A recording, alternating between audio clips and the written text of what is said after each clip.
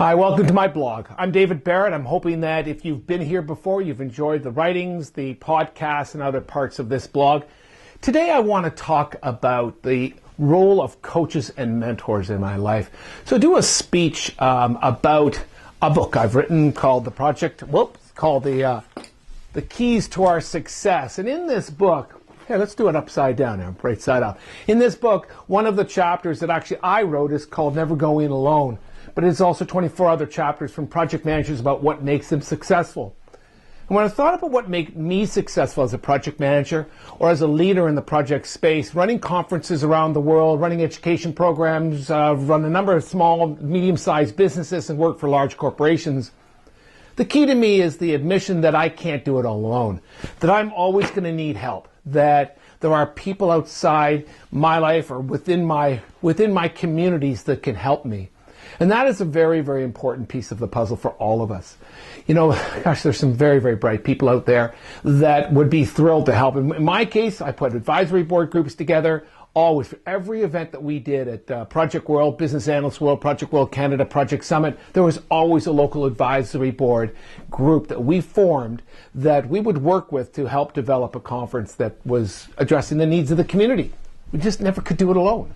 When I started my own businesses, I would always get a group together to say, this is what we want to do. In fact, I've now, as you may know, if you know me, I've launched my new professional speaking career, and I have not done this alone. My wife, Karen, has been a major part of that advisory group, and a couple of other very close people to me that are close to me, have been there to help me, to advise me, to give me some kind of sounding board, as well as a group of people. They become people that I am now responsible for or accountable to.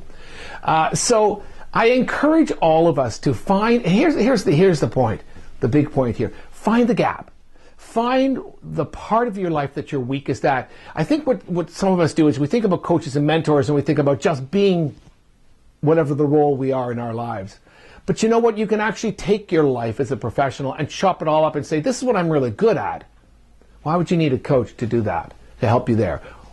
This is what I'm really not great at. Maybe I'm not great at taking risks and I want to take a risk, so I need people to help me through that. Maybe I'm not a good presenter or a good negotiator. Maybe I'm lousy handling conflict within the organization. Find someone out there that can help you. Now, often we say, hey, I need conflict management, so you take a course. Okay, that's great. But often it's a person on an ongoing basis that we can use as a sounding board, as I say, that we can be accountable to, that can help us grow as professionals, but especially in those areas where there is a gap in our skills. I talk about this in one of my keynote speeches I do for project groups and or corporate groups within the project community on this book. I get to this section and I ask if there are people out there that have mentors or coaches. One lady about half a year ago said, yeah, I've got a coach. Now I could put her probably in the early 50s. And I said, so general for project management? She said, no, actually, I'm managing a lot of 20-somethings now and I haven't got a clue what I'm doing. So she finds a 20-something coach. Here's a 55-year-old lady, say, who has a 25-year-old coach. Brilliant. Brilliant use of the role of the coach or the mentor. As I say, everything I've done, I've had coaches, mentors, people that I'm responsible to that can help me in that area of growth in my life and or the gaps in my skills. So coaching and mentoring. Find your gap, find a coach. Flip side, find your strength and offer the coaching skills. Offer your mentoring skills to people. Have a community. Many of our chapters out there have coaching and mentoring communities and or processes that they put together.